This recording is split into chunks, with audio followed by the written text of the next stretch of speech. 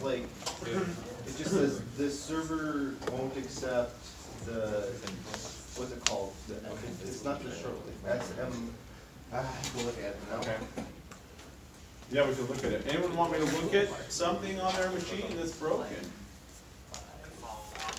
Yeah. So I was trying to do the file systems, the partitions and stuff, and I changed my system to a DOS, and then tried to like part probe and stuff, and ended up trying to restart it before I'd done all the other commands, so now it won't boot. Do you think it would be better just to delete it and start over with that one, or is there something we can do to kind of bring it back? It'll be easier. Yeah, it's easier just to reinstall. And if you, I think I learned that if you use the Bionic server, you'll end up with a DOS partition. Whereas if you use Bionic net, we don't have it backwards. It's the other way around. I think it's the other way, okay, other way around. Bionic, I wrote it somewhere. I did the servers and mine were Okay, so maybe it's Bionic net, it'll do them as DOS partition.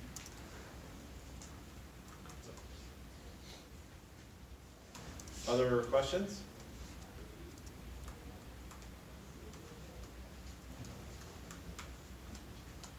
All right. We were talking about databases last time. So we learned how to create a user and grant privileges to a user, delete users, and is that it? Probably. So,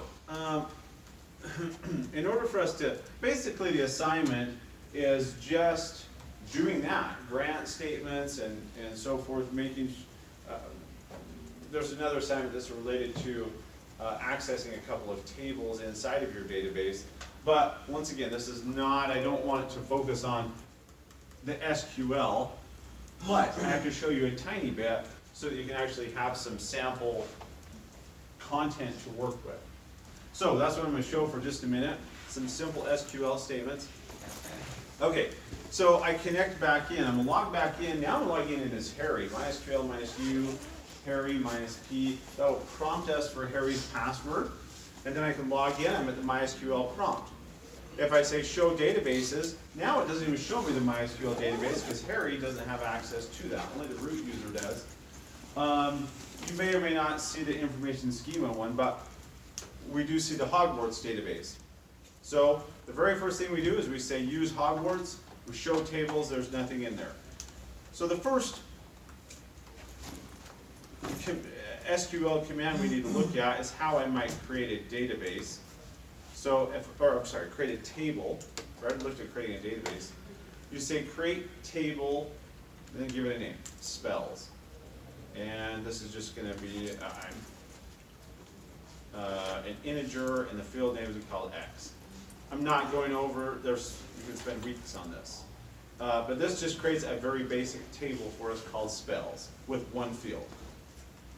That's it. So now if I show tables, you can see a spells table. Here's an example of how I create an instructors table. Create table instructors has one field in it. Those of you that have taken the database class, you know you can do a lot more stuff with a table. But I just want to populate so that show tables actually shows something. Drop table deletes a table.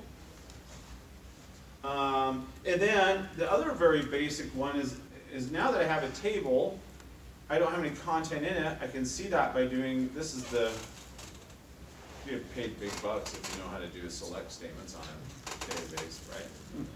Select star from spells. This says, from the table spells, show me all the rows in it. And I haven't added any rows, so it's not showing me any.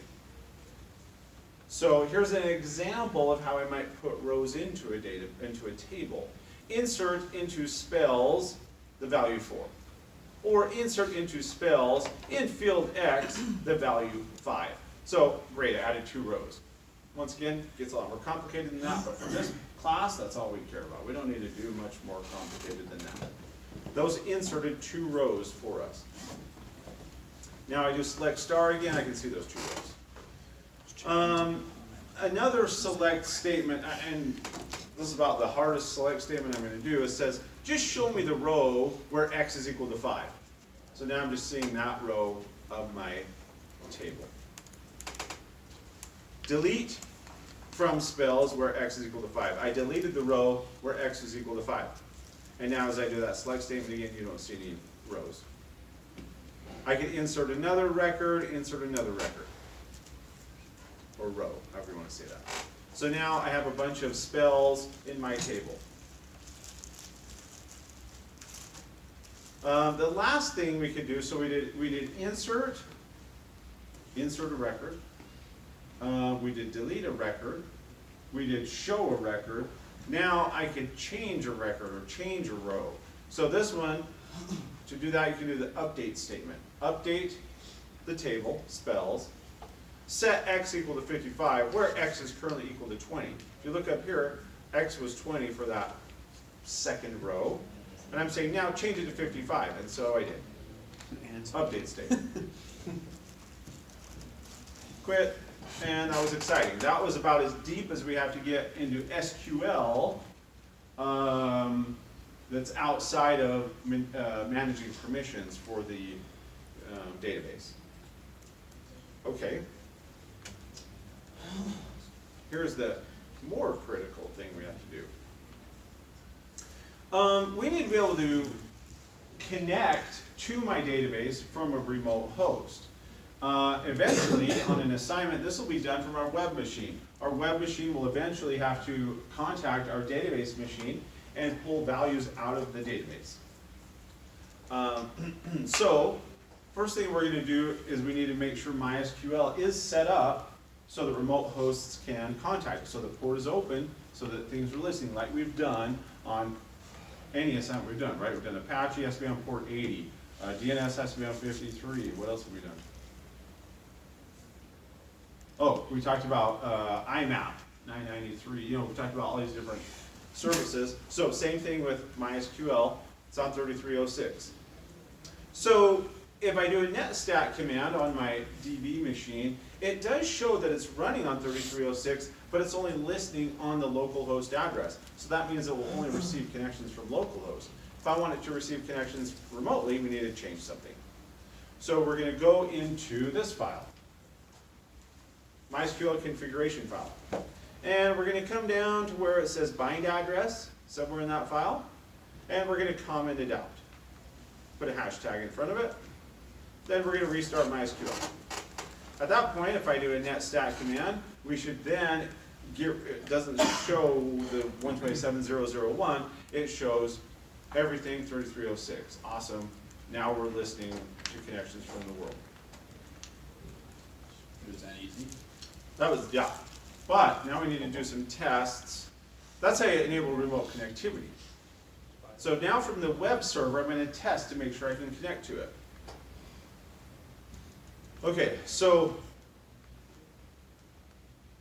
yeah, well, okay. We need to install the MySQL client package. I'm on the web server. Web server is going to contact my database server. Then we're going to do a command that looks like this. MySQL -H, we put in the host name. The host name I'm going to connect to, my database machine, and then the username I'm going to connect with, and please prompt me for the password.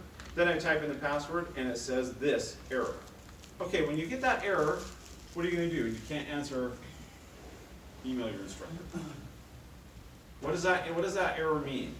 Doesn't have permissions? I don't have permissions. So where would we go?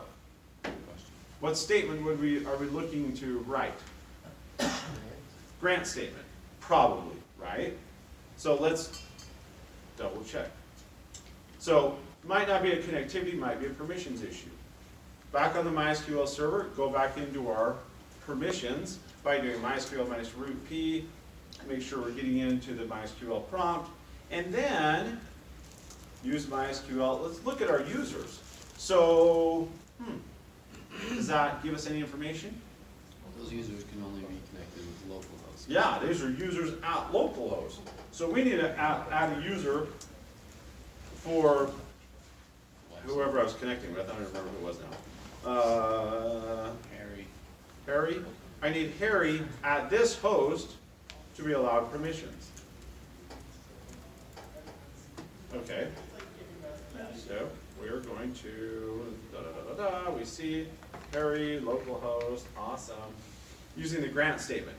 So if I do this, grant all privileges on Hogwarts.star to Harry at www.gummybrow.com, identified by whatever password